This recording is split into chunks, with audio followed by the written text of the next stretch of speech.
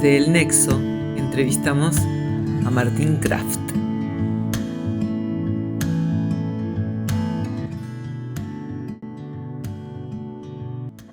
Hola Martín Kraft, amigo y profesional maravilloso. Hola, Caro. Antropólogo, que estás ahora en un proyecto sensacional, que quisiera que nos cuentes a todos. Vos no estás viviendo en Argentina en este momento, pero estás en este proyecto relacionado con el Gran Chaco. Entiendo que hay una alianza con pueblos originarios que están en esa región. Contanos, por favor. Bueno, sí, estudié antropología y ya desde estudiante tuve la oportunidad de ir a trabajar al Chaco salteño, a una comunidad chorote llamada Catés, que en castellano significa la estrella. Sinceramente en ese momento yo no conocía nada de lo que eran las culturas del Chaco. Era para dar un taller de memoria y fotografía y bueno, como yo también estudiaba fotografía y todo lo que tiene que ver con cine documental, me pidieron que vaya a dar un taller ahí junto con otras personas y me pasé 15 días viviendo en esta comunidad chorote, pensando que nunca más iba a volver porque realmente las distancias eran enormes. Y bueno, no, me quedé completamente enganchado con la gente, con las familias, y ya pasaron 15 años de esto y volví todos los años de mi vida, todas las veces que pude, para aprender de ellos todo lo que era su cultura, sus memorias, cómo había sido su historia. Y así fue como fui conociendo otras comunidades, otras personas, otras culturas. 15 años después, yo termino yéndome a vivir a España, cerca de Barcelona. Con todo este material que yo ya había hecho y con todos estos vínculos, conocí a François, un amigo belga que vivía acá, y bueno, realmente ya éramos un equipo de gente de distintas áreas, ¿no? Desde etnobotanistas, historiadores, ingenieros forestales, agrónomos, permacultores, bueno, y un montón de gente de las comunidades, ¿no? Tanto guaraníes, Huesnayek, Nibaclé, Chorote, Huichí. La diversidad cultural de la zona es inmensa y nos encontramos con que realmente había muchísimas ganas de hacer cosas, de trascender una realidad histórica y una realidad del presente en la cual están estas comunidades peleando por no ser desterrados de un territorio que les es propio, con el cual ellos generan vínculos que van más allá de simplemente ser dueños de la tierra, porque para la cultura, para estos pueblos, no está disociada de la naturaleza, de los árboles, de las plantas. Y eso fue una de las cosas que más me sorprendió, me enamoró, que más admiro. Es que no se consideran dueños de las tierras. No, exacto. De hecho, hay variaciones de acuerdo a las culturas, ¿no? Pero para los huichís todo tiene dueño. Los peces tienen dueño, los animalitos tienen dueño, y el dueño es un ser espiritual, es un ser que es el dueño, entre comillas, de todo. Ellos dicen dueño porque en realidad en su lengua nativa no tienen esa palabra.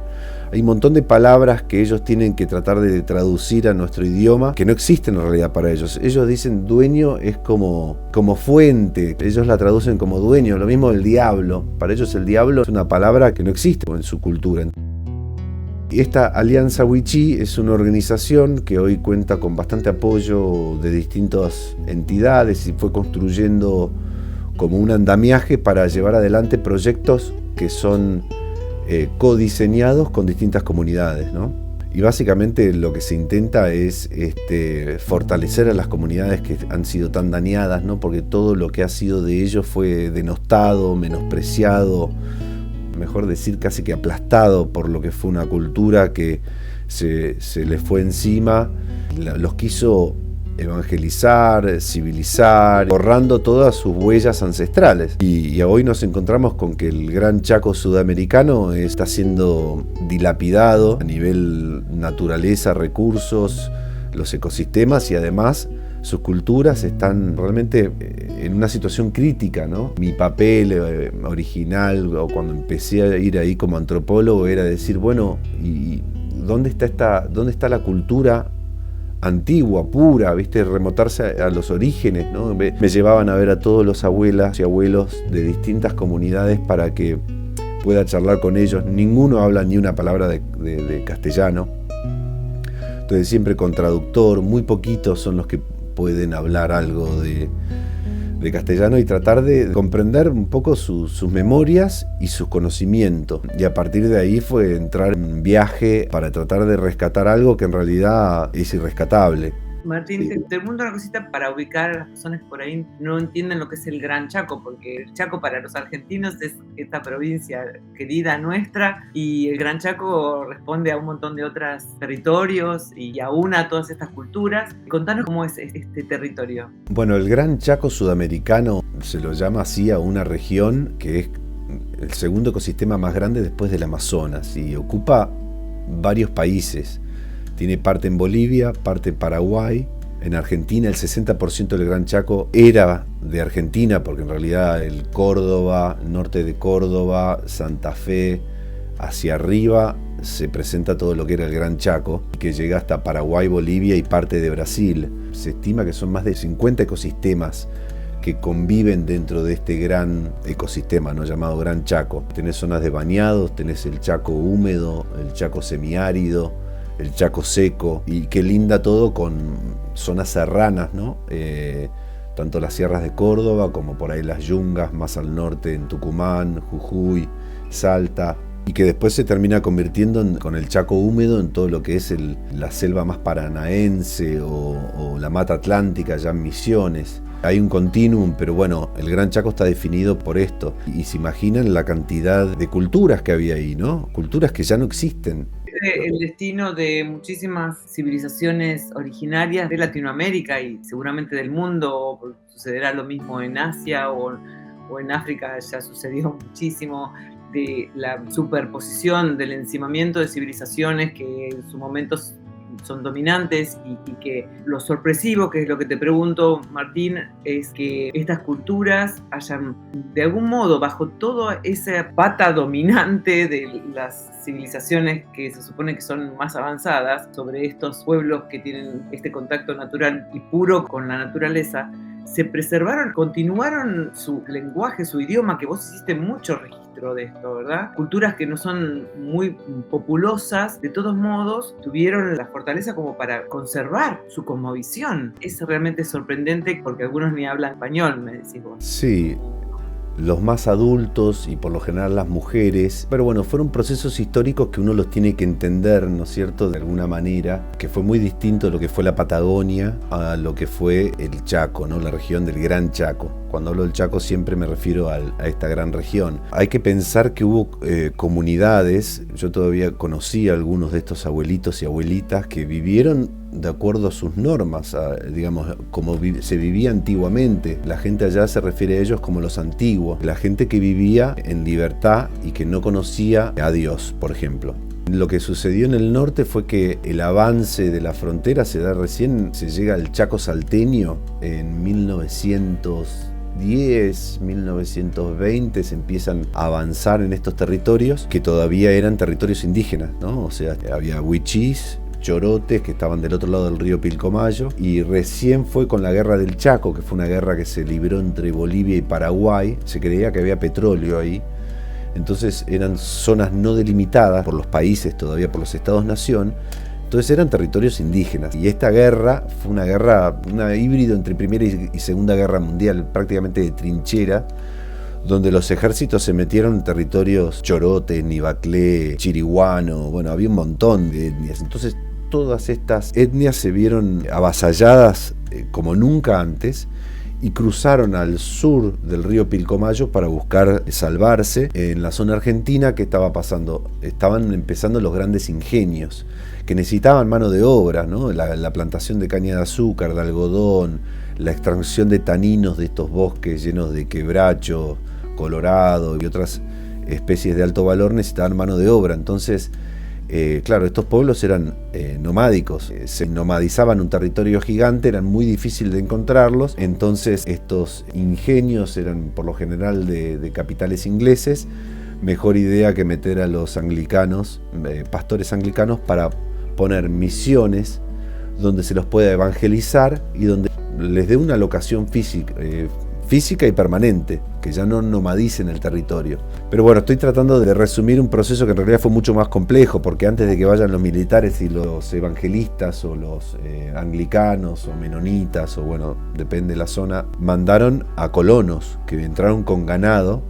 Imagínense familias criollas entrando en carreta con 200 ebús, con la promesa de que si colonizaban esos territorios, el gobierno el día de mañana les iba a reconocer las tierras. Entonces, primero la invasión del Chaco para los grupos originarios de la zona fue de gente blanca que venía en carretas, con vacas, y se asentaban en sus territorios y alambraban. Así fue un poco como lo que uno se encuentra hoy, ¿no? De gente que ya no pudo seguir un estilo de vida donde el ecosistema cambió por el sobrepastoreo, por la incursión de la cabra, las vacas, ovejas y el alambrado de territorios que no tenían dueño, que eran de grupos, de clanes que lo nomadizaban de acuerdo a estaciones y que de acuerdo al río, la crecida, la oleada de los peces que suben, iban todos a pescar, después iban a vivir de la caza a la pesca más a territorios adentro, y de golpe todo eso se corta. La lengua fue prohibida, se les enseñó el castellano, toda su cultura, toda su religión en sus propias fuerzas fue totalmente prohibida. Los chamanes o los hombres de poder, si no se entregaban a Dios, no podían permanecer en las misiones manejadas por los pastores anglicanos o pentecostales o lo que sea, y hubo un gran golpe a una transmisión de la cultura de generación en generación.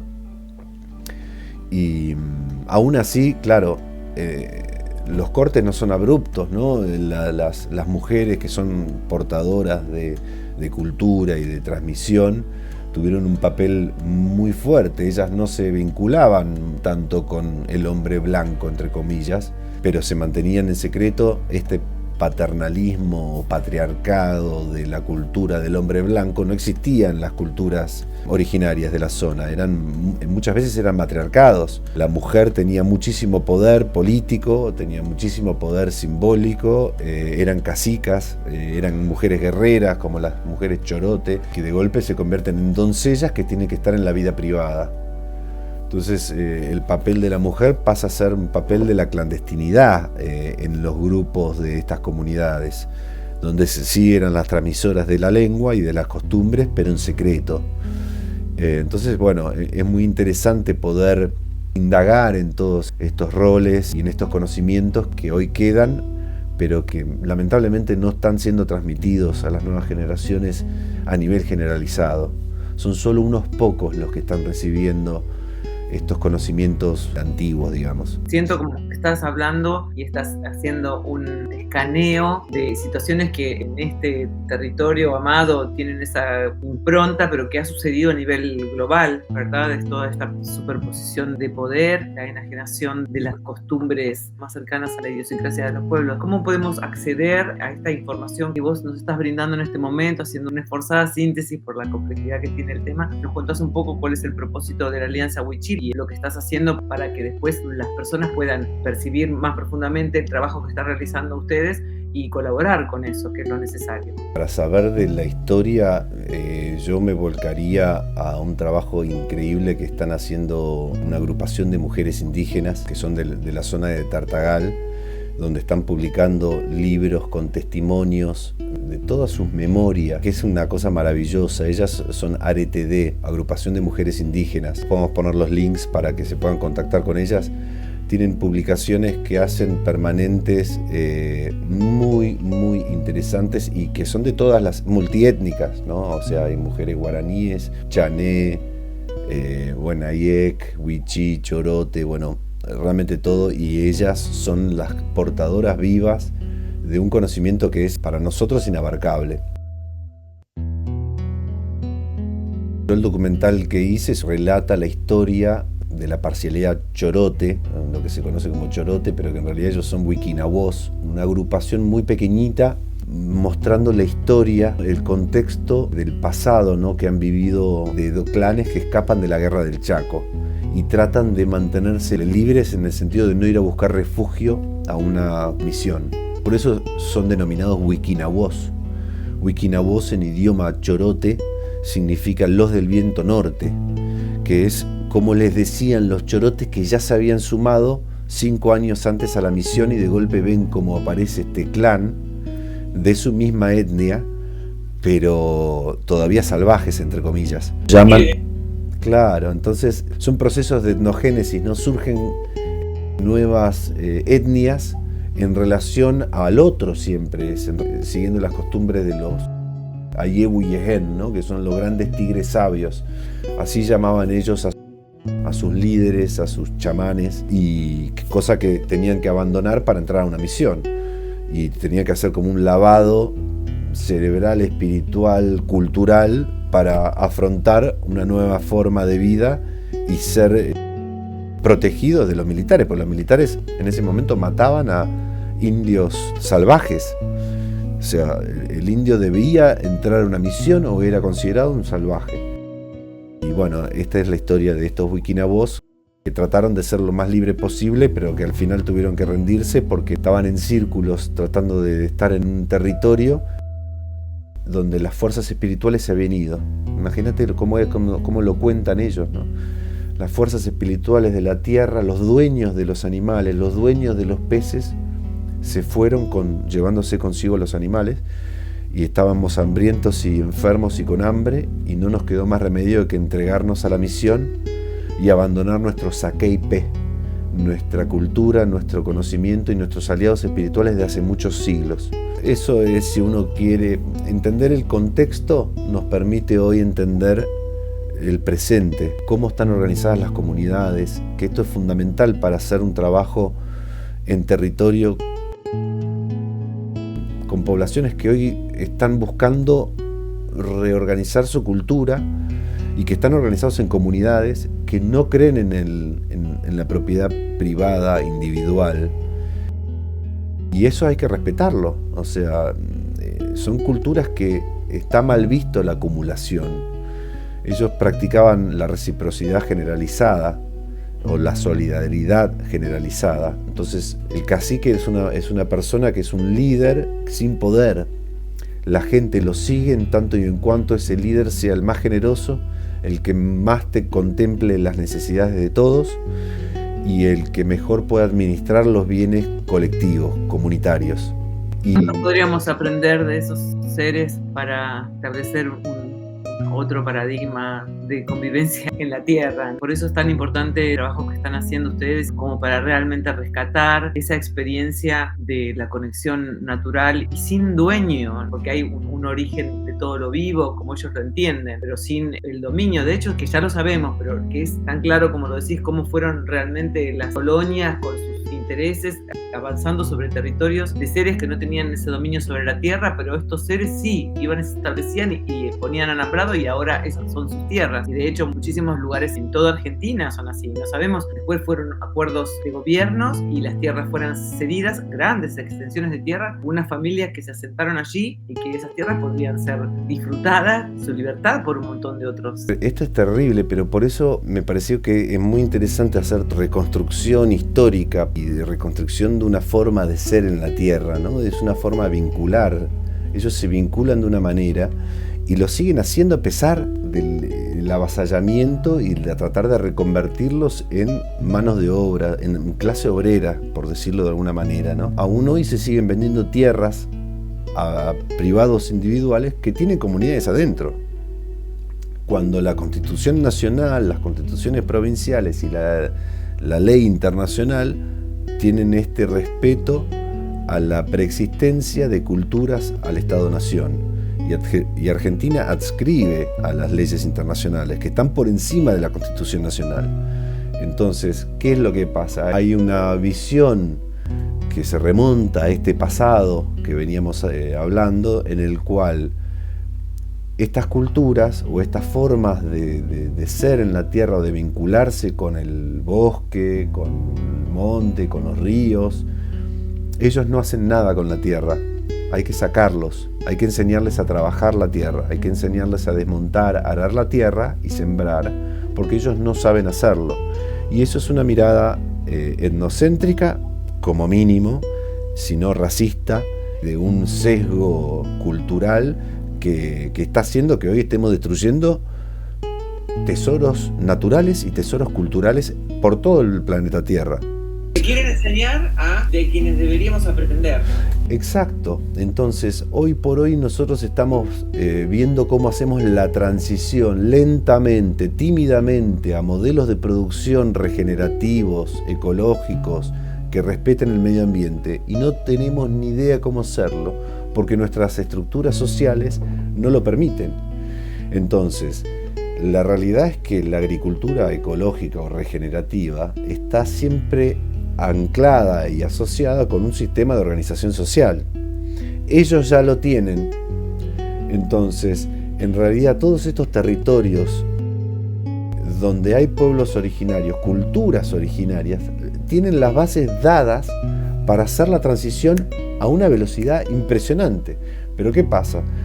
Las comunidades nunca les entregan los títulos colectivos de la tierra, no les entregan personería jurídica, no pueden acceder a ningún tipo de préstamo, financiamiento, proyecto internacional, lo que sea. Lo tienen que hacer a través de ONGs. Ningún gobierno se jugó por dar derechos sobre el lugar que habitan hace milenios. Ninguno, exacto. Es un poco trágico ver cómo están todas las condiciones dadas para empezar a hacer un modelo de transición con seres humanos que ya están formateados, con sus cables vinculados a los árboles, a la naturaleza, con un conocimiento local de los animales, de las estaciones, de las aguas, increíble. Y que lo estamos perdiendo porque la generación no lo valoramos, no lo protegemos, lo denostamos. Es como tener una gallina de los huevos de oro, maltratarla, matarla de hambre y ponerla al horno para hacer un guiso. Es realmente una visión muy sesgada y muy pobre la nuestra como país, que no veamos la riqueza donde está. El trabajo que ustedes están haciendo con Alianza Wichí es justamente con el esfuerzo y con la conciencia y la capacidad de percibir esta posibilidad. Tenemos todos de aprender que están haciendo un trabajo con el que hay que entrar en contacto, entrar en relación con el conocimiento que tienen estos pueblos, de hacer crecer la naturaleza, de colaborar y de vivir en armonía sin el concepto de producción masiva de alimentos que termina siendo algo no favorable ni siquiera para las personas que nos alimentamos en las ciudades, porque los alimentos no sabemos de dónde parten, ¿no? Algo de lo que nos desprendemos tanto, vamos a las góndolas de los supermercados y compramos alimentos cuando pudiéramos tener contacto y ayudar a producir y a gestar. Pero contanos vos lo que están haciendo con Alianza, porque es precioso. Los niños están trabajando, haciendo plantines. Nosotros siempre trabajamos con distintas comunidades, no solamente distintas comunidades, sino distintos grupos étnicos. Hay Huenayek, Chorotes, Nibaclé, Guaraní, y con todos hemos trabajado con mujeres y hombres que están ellos ya haciendo un trabajo y un esfuerzo enorme por recuperar los conocimientos de sus propios abuelos. Mujeres y hombres mayores, ¿no?, que hoy son abuelos, ellos están haciendo un esfuerzo para recuperar las historias de sus abuelos. Y en esa clave es que nosotros decimos, bueno, ¿cómo podemos empezar a trabajar juntos y a diseñar proyectos con ustedes en el cual podamos unir un poco lo que es el derecho, los derechos humanos? Tenemos abogados especialistas en derecho indígena que están trabajando muy bien para, claro, proteger los territorios y finalmente conseguir las personerías jurídicas atadas a un territorio colectivo, indivisible, intransferible, en el sentido de que estas comunidades, que se pueden llamar Ocapuché, Catés, Pomisihuet, o sea, nombres que en su propio idioma, y que se vuelva un patrimonio colectivo de esas familias, que son muy dinámicas y gente que perdió acceso a la tierra pueda volver. Estamos hablando de que gente estaba yendo a vivir de vuelta a la periferia urbana que no tiene acceso a tierras. Entonces, a partir de ahí ellos siempre dicen, un ecosistema sano, un monte sano, es familias sanas. Entonces es proteger el territorio y devolverle al monte la fuerza.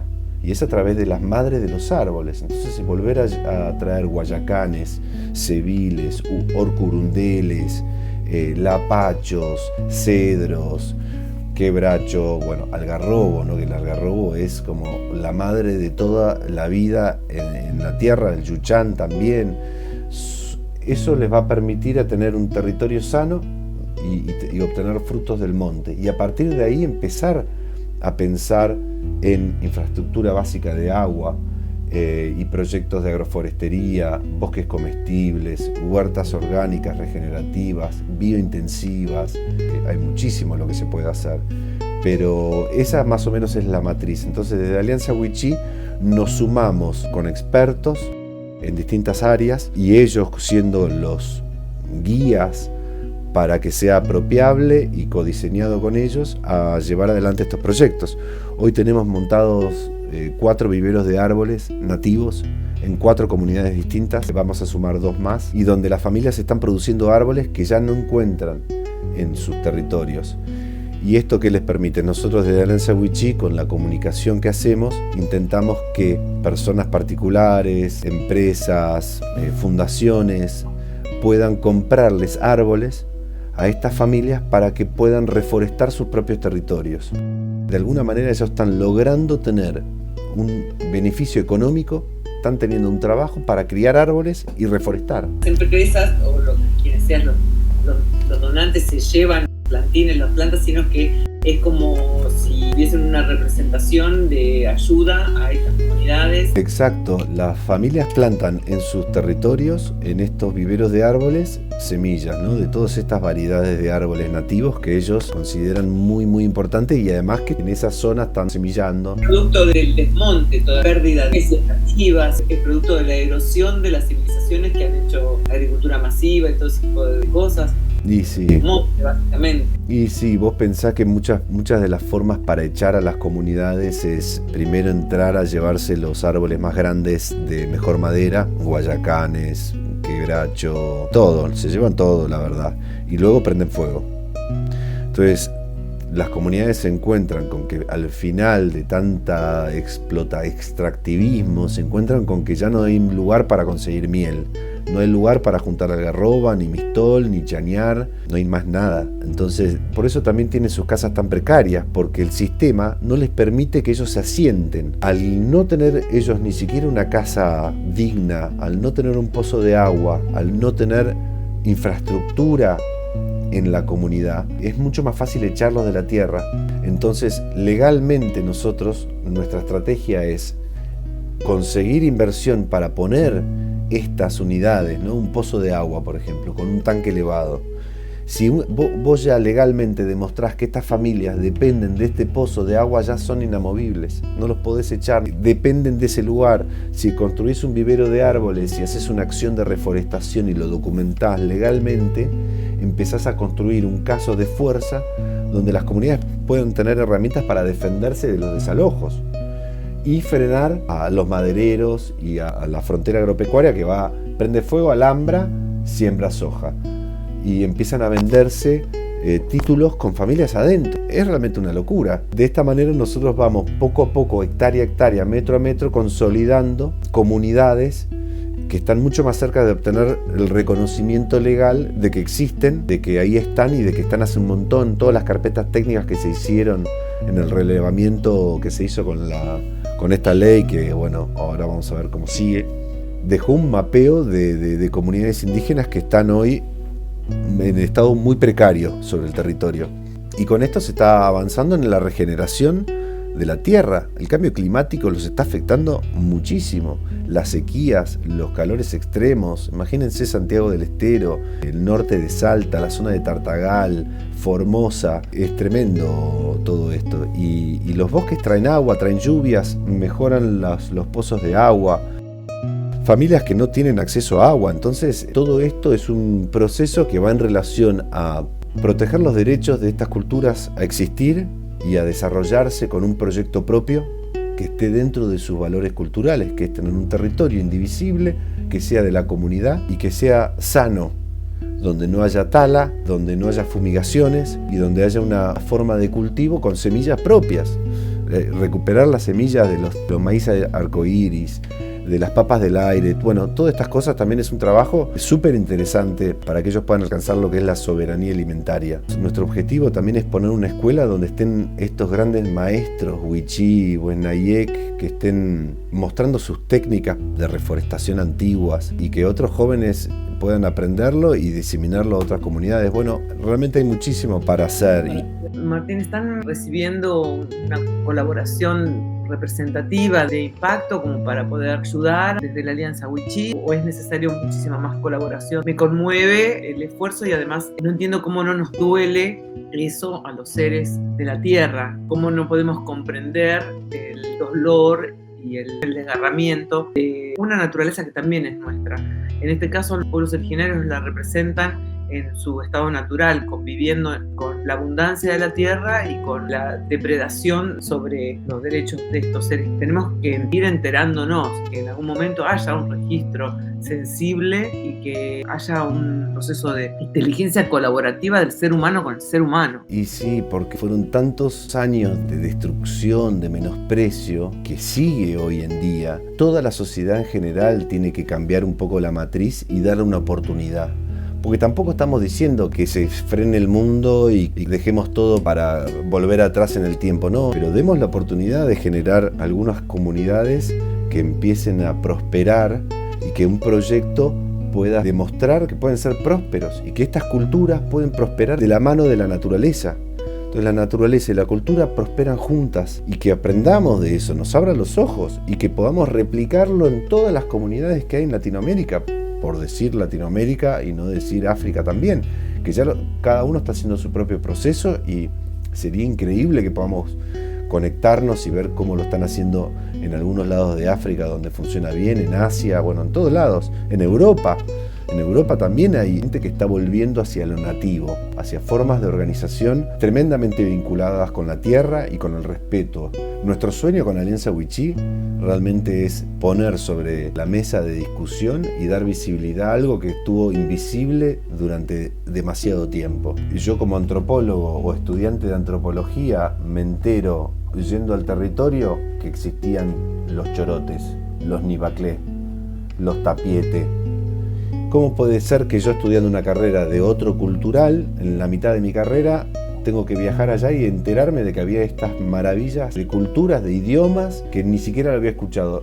Somos ciegos ante nosotros mismos, ante nuestra propia identidad. Habla de una gran falencia de las carreras universitarias, enfatizan tanto lo conceptual. Realmente deberíamos revisar todo el sistema humano y en su concepción de cultura y educación, pero bueno, para no ser tan ambiciosos, simplemente imagino a algunas personas inmersas en la complejidad de la supervivencia en las grandes ciudades que no tienen idea que además podemos habitar otro espacio del alma, del ser, en contacto con esta inmensidad de vida que son estos originarios. Independientemente de que los pueblos sean pequeños y tienen que luchar contra tanto, me imagino la desmoralización y la falta de apreciación de lo diferente de tantos años. Incluso los jóvenes se trasladaban a ciudades, primero para sobrevivir, pero todo eso que iba rasgando la cultura y perdiéndose. Me da mucha esperanza lo que contás, de que hay una posibilidad de que los jóvenes conecten otra vez con la sabiduría de los antiguos. Eso es fundamental, porque eso es la excepción y no es la norma, tristemente. O sea, los jóvenes no están aprendiendo. No hay espacios donde se comparta, se transmita la sabiduría de los antiguos. Hubo tanta discriminación, tanta opresión identitaria. Lo de los abuelos no sirve. No nos sirve, Martín. El sistema es más. Es tanta la necesidad que van en contra de sus valores culturales. Los usan para transportar droga o para cortar árboles. O sea, los de montes, ¿quién los hace cuando no hay topadoras? Los jóvenes, para poder llevar algo de pan a su casa. Es un sistema que está, en vez de sacando lo mejor, está sacando lo peor. ¿Por qué? Porque es un sistema que es tremendamente injusto. Gente que intenta llevar adelante un proyecto para sus hijos, de tener un territorio sano, y que de noche entren camiones y se escuchen la motosierra, la gente sale a los gritos de las casas. Hay una comunidad que se llama Quebracho, la comunidad Huesnayek, que le puso quebracho a su comunidad como símbolo del único quebracho que les quedó, que lo defienden con uñas y dientes. Todos los días que escuchan un camión, una motosierra que se acerca, va toda la comunidad y se pone alrededor de ese árbol y dice: este árbol no se toca. Y encima está totalmente prohibido. Hay maderas que están prohibidas de tocar. Lo que pasa es que nadie es testigo. Hablando con gente de derechos humanos, empresas, en un momento acá en Argentina, hubo un congreso al que asistió muy poquitas personas porque ni siquiera le dan prensa, porque nadie se entere, porque toca los intereses de las empresas extractivistas y los derechos de las comunidades y de las personas, incluso ante el avance de la extracción, no tienen ninguna herramienta para defenderse. Y hay códigos, como vos nos contaste, internacionales, como el Acuerdo de Escazú, que da un montón de derechos a los habitantes de Latinoamérica para defenderse de movimientos injustos, de empresas que avanzan sobre la gente, pero no se conocen, siguen sin conocerse. Es una paradoja increíble, es una filosofía de la memética que nos distrae de las cosas que tenemos que realmente estar en contacto con y saber acerca de. Es así, las empresas hablan con un cacique sin un traductor, les hacen firmar un papel donde le dicen que la tierra va a ser para ellos, pero es un comodato, donde el cacique firma creyendo que le están cediendo la tierra y se la están cediendo por 6 meses o un año, y al año aceptan a irse. Es una tremenda injusticia. Los amenazan con desalojos. Todas las fuerzas del Estado, en vez de estar para protegerlos, están para asustarlos, amedrentarlos, porque no sirven. Según la lógica nuestra, no sirven. ¿Por qué? Porque no desmontan y no generan valor. No hacen monocultivos de soja donde puedan vender. Somos tan poco creativos que solamente es esa la variable para generar riqueza.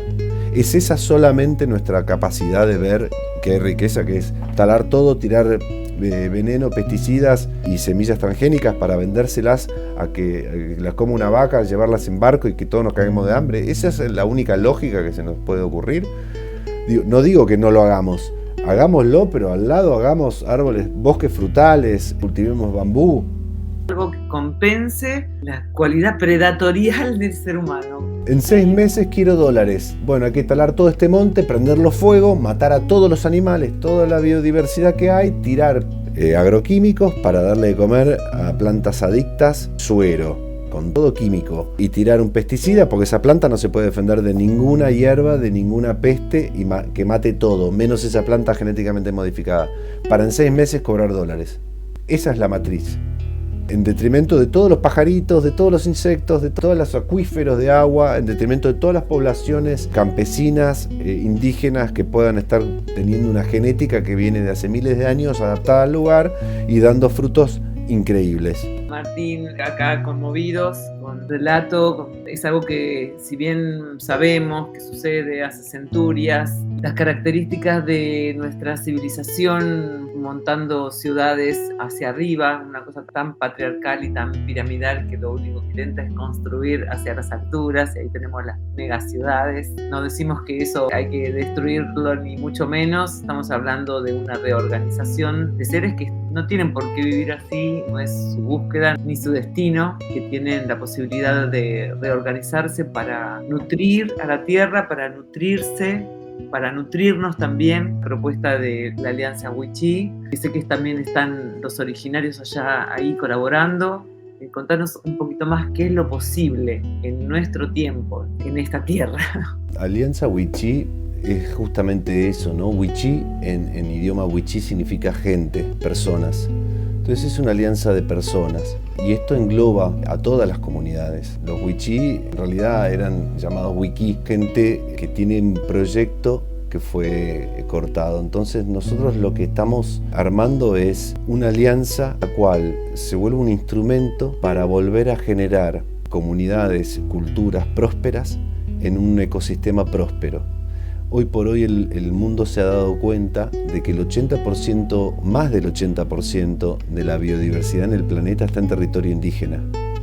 Entonces eso ya nos está diciendo algo muy, muy claro. Tenemos que proteger a lo que hoy acá en el hemisferio norte se llama los guardianes del bosque, los guardianes del monte.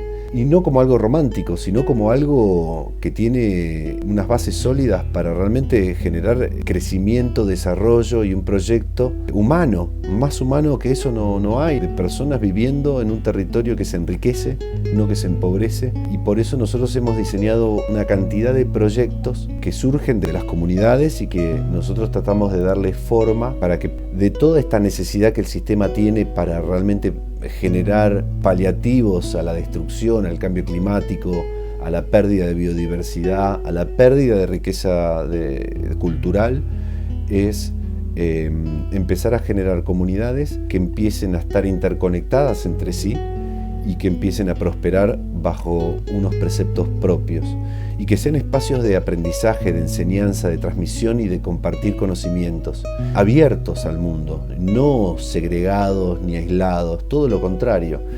Y hoy por hoy nosotros en Argentina contamos con una organización, se llama Fundación Originarios, y Alianza Wichí es una organización que está tratando de mostrarlo al mundo. El mundo hoy mira mucho al Amazonas, está muy en agenda, y el Chaco no tanto. Y hemos establecido una red de relaciones con otras organizaciones que también están trabajando, ¿no?, en territorio. Redes Chaco, por ejemplo, Patapila, Fundación Gran Chaco. Y queremos llevar pequeños proyectos que empiecen a generar este tipo de desarrollo y beneficios directos para las comunidades. El primer paso lógico que vimos con las comunidades fue decir, bueno, ¿cómo podemos enriquecer los territorios? Bueno, un vivero de árboles nativos fue la primera forma que surgió, y con tanta necesidad que hay hoy de reforestar el mundo, y tratamos de comunicar toda esta riqueza y toda esta búsqueda, de mostrar los proyectos y de mostrar el sueño y de involucrar a la sociedad general para que pueda participar. Y por suerte es increíble la cantidad de gente que nos contacta diciendo que quieren participar, que sienten el llamado y que se sienten conmovidos desde lo emocional, que es un poco lo que nos pasa a todos los que trabajamos con estas comunidades, con estas culturas, que para ellos nada está separado, ¿no? El vivir bien, el vincularse con un árbol, el sentir el viento, está todo unido a lo espiritual, a lo físico, a lo emocional. Precioso.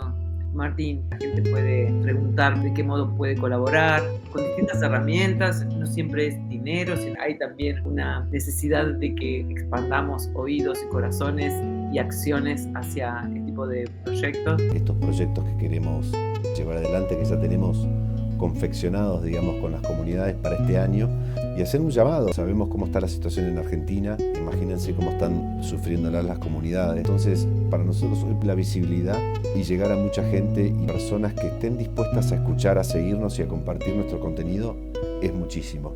Y nosotros estamos ahora peleando para conseguir fondos que nos permitan hacer cosas de solidez, ¿no? Proyectos integrales a 4 años, de bosques comestibles con huertas biointensivas, árboles frutales, manadas de cabras, gallineros de gallinas ponedoras, bambú. El bambú nosotros lo vemos como un aliado número 1 porque el potencial que tiene y la necesidad que tiene el sistema de alimentarse de un producto renovable de estas características es total. Es un elemento muy importante para la bioconstrucción también, ¿cierto? Pueden que no dependa de cemento y cosas para realizar sus casas.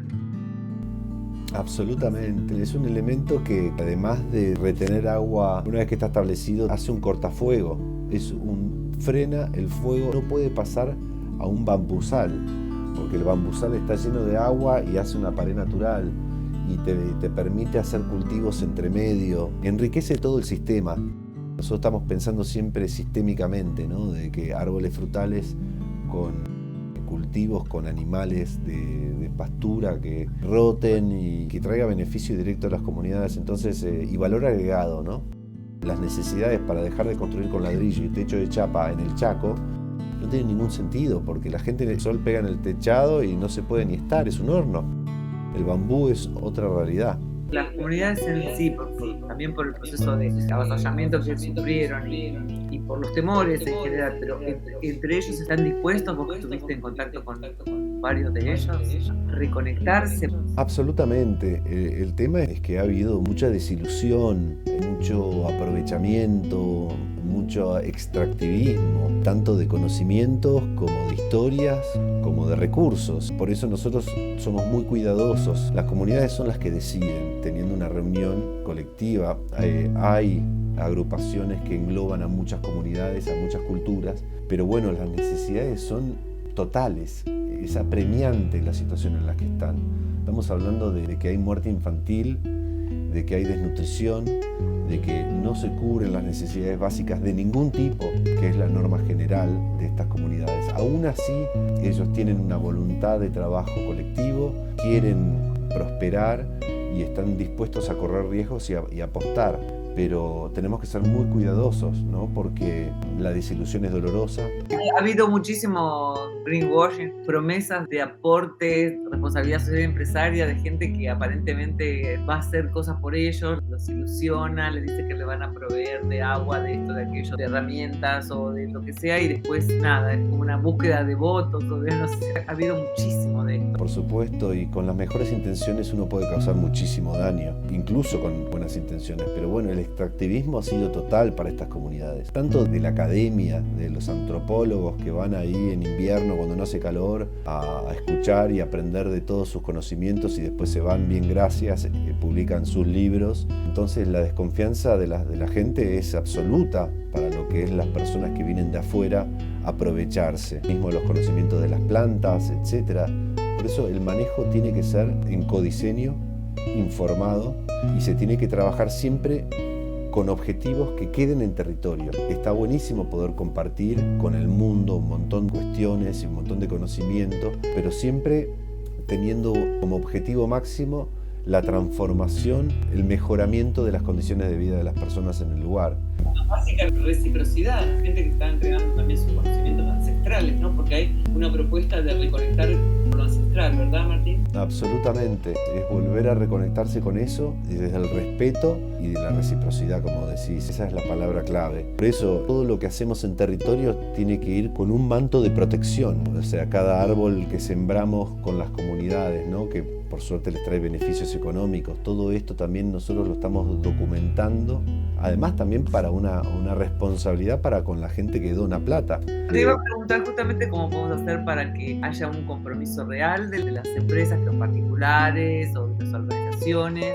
Y mira, hoy por hoy no tenemos ninguna empresa que nos esté apoyando, son más que nada fondos externos y personas que con muchísimo esfuerzo donan algo de lo que pueden. Sí tenemos fundaciones europeas que se dedican justamente a proyectos de reforestación, por ejemplo, con impacto, y que, claro, ven en esto un triple impacto, porque no solamente están sembrando un árbol, que es sembrar agua, es sembrar oxígeno, es combatir el cambio climático, sino que además están empoderando a comunidades de pueblos originarios en una zona donde hay una crisis humanitaria real, tremenda. Entonces ellos dicen, estamos haciendo impacto verde e impacto social, y además de todo el cambio climático y la retención de agua en el suelo, etcétera, estamos ayudando a que la biodiversidad tenga refugios.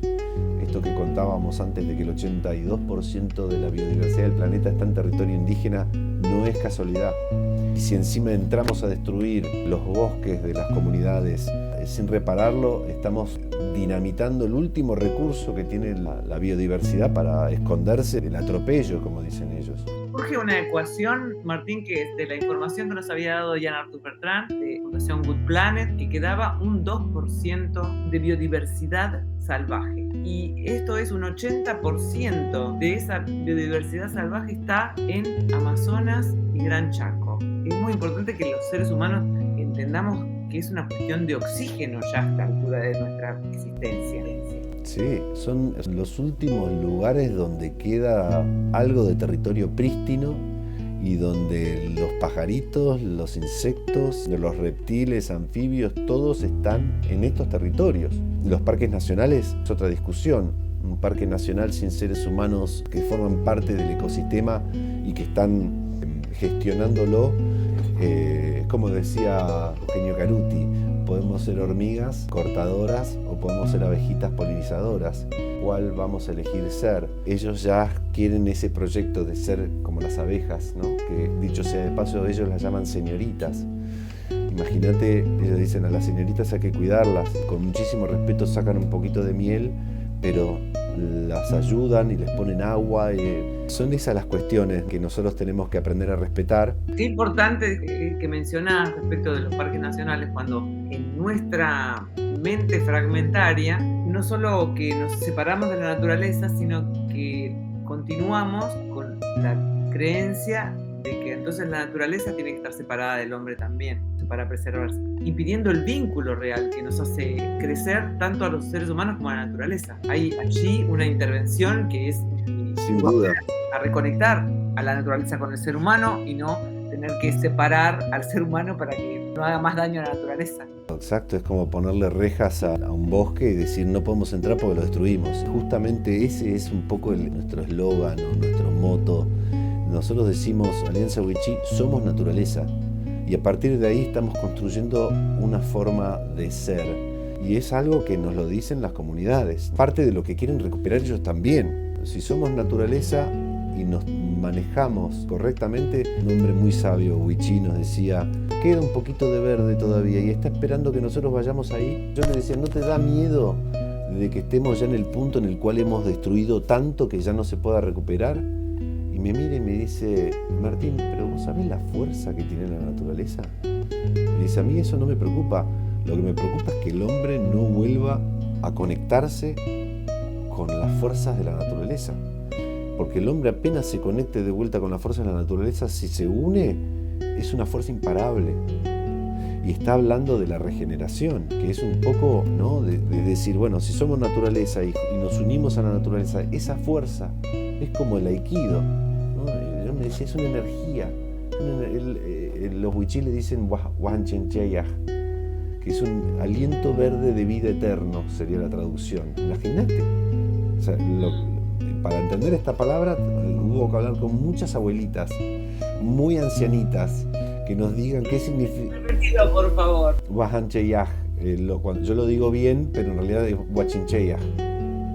Wachincheyaj, es Wahan, lo que es verde, bueno, aliento verde de vida eterna, lo que nos da la vida, te dicen ellos.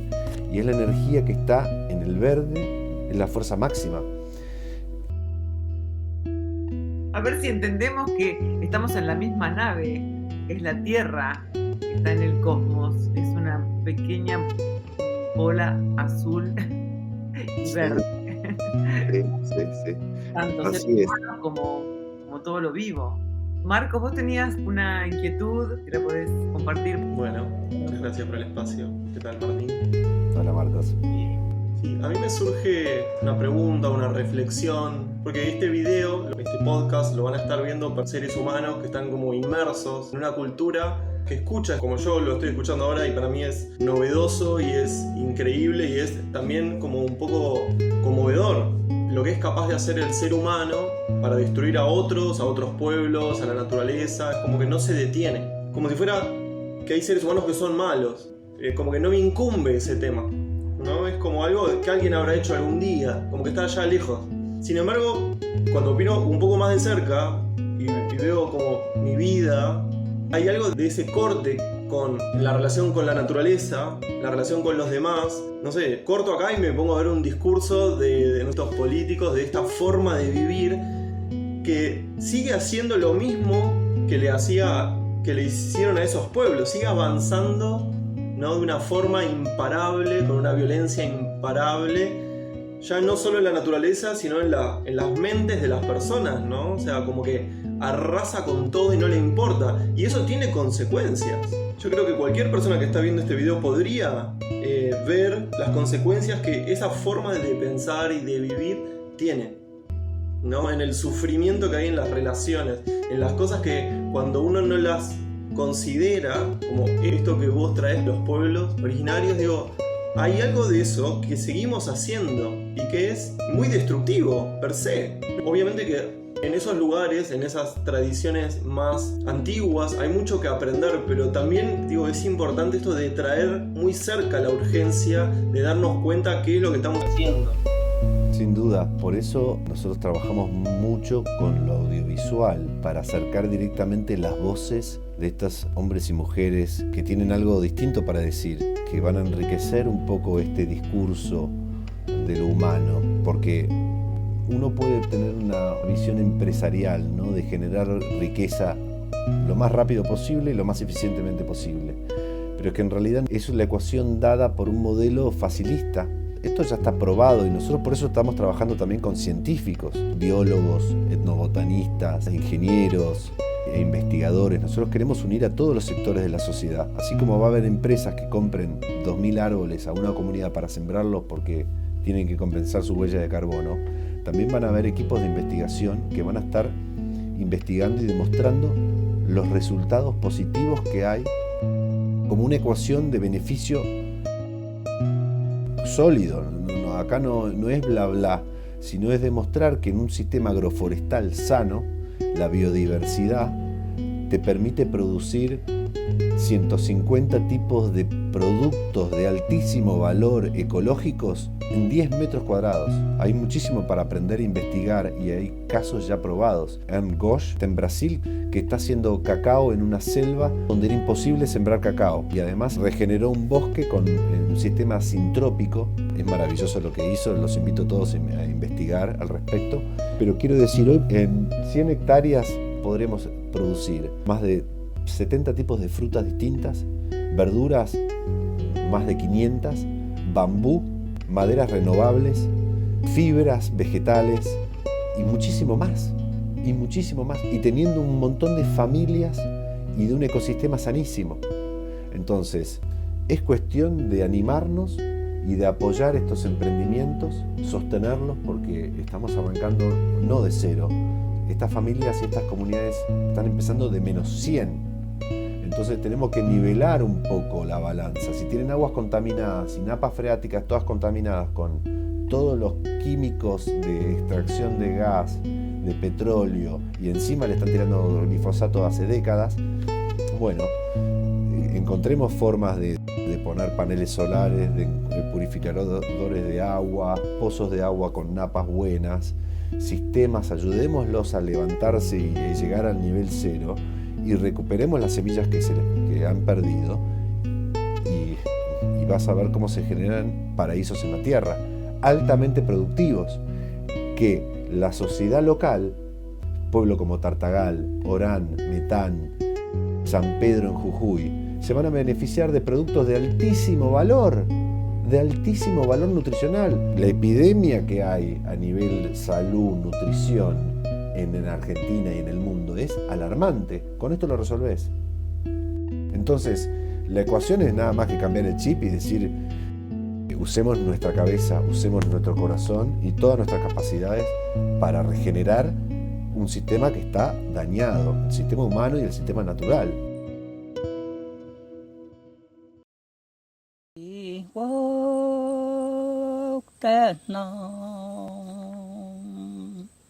La yalti ya he no we ya le apate